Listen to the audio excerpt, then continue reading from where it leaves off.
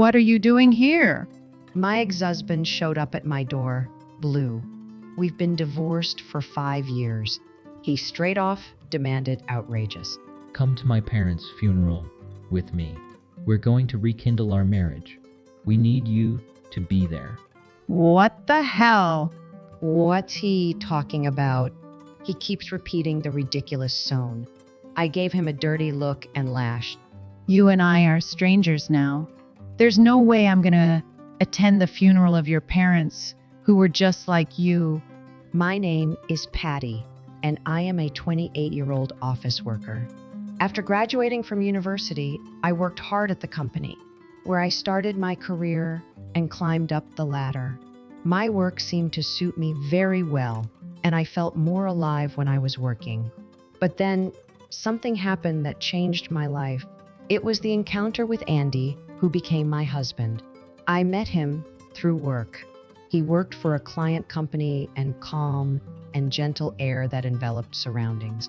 I was the type to work briskly. It's so refreshing to see him work at his own pace, without constraint. And yet, he was able to get the job, was attracted to him more and more. As we worked together, we grew close, eventually asked me out. He proposed to me after about a year of dating. I was so in love with him that I agreed without hesitation. Our families were elated, and we had a memorable wedding. Then we went on our honeymoon trip, our life as newlyweds. We were both working, so we helped Ia and shared the household chores. Andy had lived on his own since uni and was able to manage cooking to Ia's extent. I appreciated that he was capable of doing the tasks with me.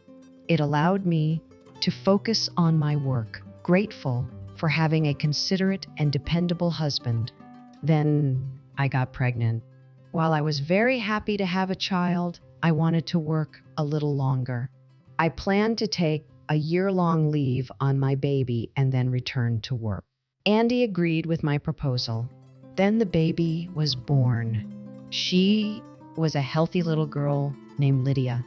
Andy was overjoyed, and his parents and I were also delighted to welcome her. After the birth, his parents frequently visited Andy and me when we would visit the hospital.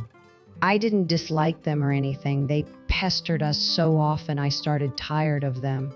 In the meantime, Andy suggested some me. How about we move in with your parents while you're on maternity leave? It's annoying to arrange my schedule when we have to go see them. Besides, you can have their help with housework and babysitting. I see. That's true. 33. We were living in a rented apartment, so moving out was easy. We could live with the in-laws for a while until my leave was up. They could see their grandchild, and Andy also could take care of his parents. I decided to go along with the idea. He immediately asked them, and they enthusiastically agreed. We got ready and moved to their house. Annie, John, thank you for letting with you for a while. When I thanked my in-laws, they welcomed me with a smile, and then immediately took my arms and started playing with our son. Sweet little being, you're so adorable. Lydia was cackling with happiness. We're so good to her. I thought I was going to spend a enjoyable time with them, but it was only for that day. The next day, I was violently awakened by Annie. Patty, how long are you going to sew in bed? I hastily checked the time on my phone and saw that it was only 5:30 in the morning. What's wrong, Annie? What's wrong? You're staying with Free. I oblige you to make breakfast for family. You have to pack lunch for Andy and two. I was in shock. I did not expect such a thing all of a sudden. Andy assured me that parents could help me with housework and childcare. Of course, as a housewife, I did my share of chores properly. I never thought that the burden would be greater than when we lived by ourselves. I was half asleep when I went to Lydia still cried badly at night, usually around 2:00 a.m. When I finally went to sleep, it was really hard for me to be up and running at 5:30 in the morning. I was moving very slowly. Annie wasn't concerned about my state of mind. She complained frantically. Why are you so slow? You're taking too long. Move faster. Oh my God, you're so clumsy. That's really annoying. I had never seen such a frightening expression on her face before, and what she was telling me was unreasonable. In fact, it was my first time cooking in a kitchen, and I had no idea where everything was. I didn't understand why I had to be by her. Then, perhaps sensing that I wasn't, she yelled at me again. What's that look on your face? You got a problem with me? No, it's not like that. It's just that I'm not familiar with kitchen yet. Besides, Lydia cried a lot last night, had only 3 hours of sleep. I'd like you to consider that a lit. I tried to be as polite and down-to-earth as possible while arguing my case to her. She sneered and replied, I can't imagine what it's going to be like from now on if you're like this all the time. You're such a crook, making up excuses that and trying to slack. I guess a woman with a harassed Cajun accent and a harassed silver tongue, but it works on me. You are the daughter-in-law of this. Keep that in mind. She ordered me to finish making breakfast lunch boxes, and then she started washing up as she lounged on the sofa with a cup of tea. Soon after, Andy and John got up and at the dining table. Annie also joined them, and to my surprise, she started ranting to them about how horrible a cook I was in front of me. John commented, That's not good. We educate her properly. I was disappointed in him for taking her words and for making such a statement. My in-laws welcomed me warmly, which gave me hope that my husband's family would be kind to me too.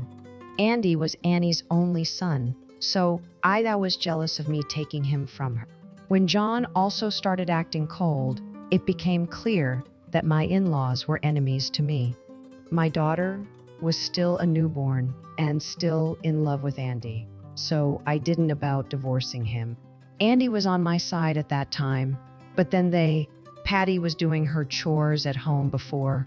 I thought if he protected me, I could protect him. Besides, we were only living together for a limited time while I was on leave.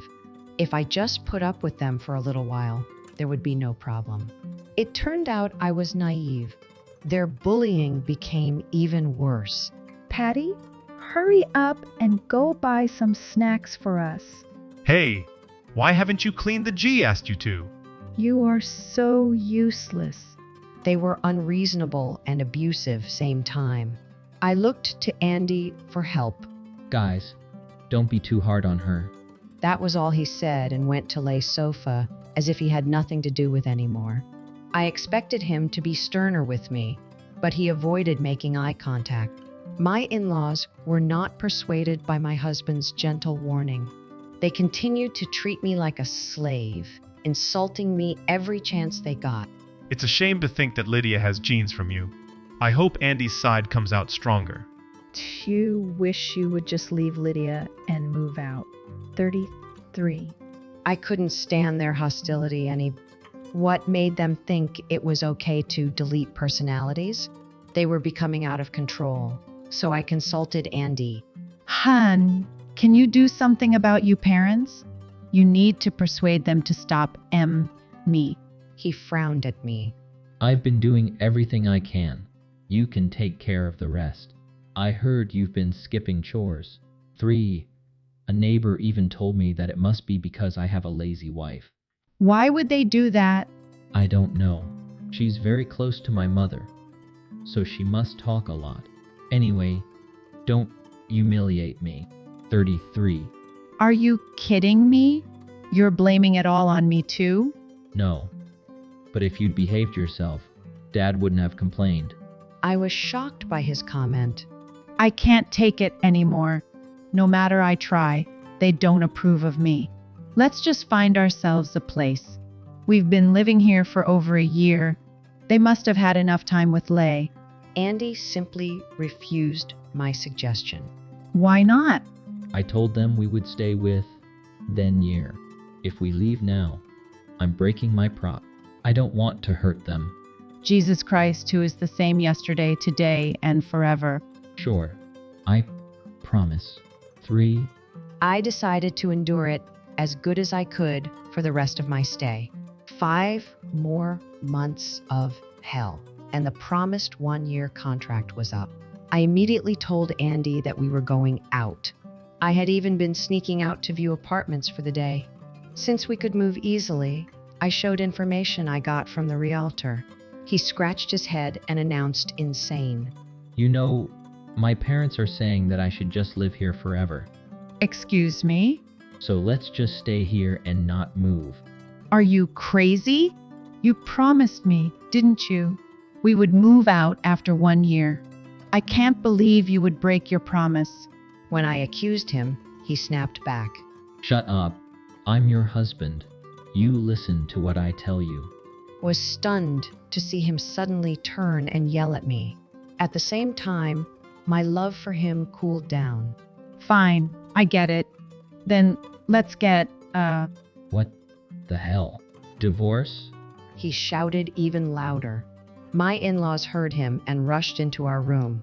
What's happening here? You woke Lydia up. She's crying now. I heard you yelling. Don't tell me thing is giving you trouble. Who was he referring to by this thing? Their behaviors seriously pissed me. Andy was on their side. Yeah, Dad. This thing wants to get here as soon as possible. It's even talking about getting AD. When Andy explained, they became firmy. You're a piece of work. You really are a lousy woman. Get Andy.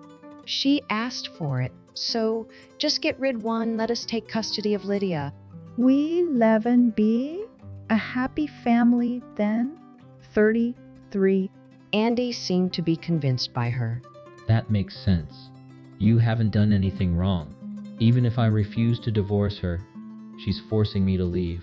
That's fine. I'll give it to you. Lay up and file for it. He triumphantly declared. I got ready and went out. Then I brought divorce papers back home. Oh, you're back. Who's that guy? Andy and his parents were puzzled. One, the man in a suit standing next to him. he's my attorney. I've been consulting with him for some time. I thought that maybe things would get better, but they haven't. When they heard the word attorney, flinched. Why do you need him? Did you think I was going to let you guys get away with it? I recorded all the insults that came Annie and John with a voice recorder, wrote about them on my blog as evidence. I also kept a record and proof that I consulted you about it.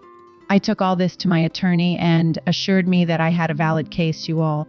So I'm divorcing you and taking Lydia with me. I'm also going to charge you with child support for all the emotional suffering you have caused me. They all turned pale, listening to my declaration. They never expected me to be prepared for this. Andy seemed to understand that he was being pushed to the edge of a cliff. Wait, honey. All right. I'm sorry. Let's leave this house and live happily, just the three of us. I'll do as you say. He abruptly changed his attitude by already too late. You and your parents are the you three lousy adults can live happily. If I keep Lydia here any longer, she influenced by you guys. I refuse to be around in-laws who engage in bullying and a son who encourages it. I want you to sign the divorce paper. He was agitated by my firm stand, but the lawyer mentioned that it would go to court if he refused. So he reluctantly signed. I was able to get custody of Lydia away from Andy and my in-laws at the time. Andy was ordered to pay alimony and child support, but my revenge didn't end there. The evidence I collected was sent to neighbors and Andy's boss. As a result, the incredible behavior of the in-laws spread throughout the country in no time. They were shunned by the neighbors, was scorned by his coworkers. He worked hard while feeling shame about alimony and child support. One day, An unexpected person showed up at the house. "What are you doing here?" It was Andy. I had not seen him once in 5 years, refused to see his daughter. So why did he suddenly show up? Come to my parents' funeral with me. We're going to rekindle our marriage, and we want you to be there. What in the world was he talking about? Why do you need to do that?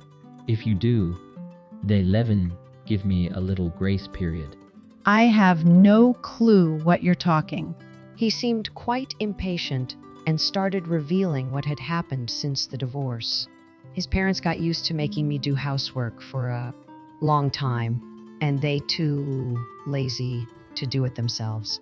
They ended up hiring a housekeeper or just an ordinary family. It was too expensive to sustain the lifestyle, and yet they couldn't stop themselves from starting to borrow money from sharks. Andy was shunned by female coworker and was in agony from being unable women. He tried to make a move on the housekeeper and was reported and arrested. He got fired from his job afterward, been unemployed for a long time. In the meantime, the debts kept mounting up, and the entire family decided to flee at night. John, who was driving in the middle of the night, accidentally turned the wheel on a mountain road and the car spun around. As a result, his parents died in the accident, and only he survived. He was left with a large amount of additional medical bills. The debt collector found out where he was, and he was in a desperate situation. He told the debt collector that he had gotten back together with me, who was making money, and he would make me pay for his funeral. Of course, it was none of my business. I had no obligation to help him. Please, help me out. I have nobody now. Let's be married again. Love each one. Raise Lydia together. He begged me on his knees. I glared at the man, who kept talking nonsense. Enough. You and I are strangers now. You made the debt on yourself. Now get out of here before I call the police. At the mention of the word police, he panicked and walked away. I heard from an acquaintance that he disappeared after the funeral. No one knows where he went, but I do feel sorry for him because he deserved better than what he got. I'm raising my beloved daughter, who is growing up to be a sweet little girl with the best care I can give her. I'm also determined to do my best at and make the most of my life.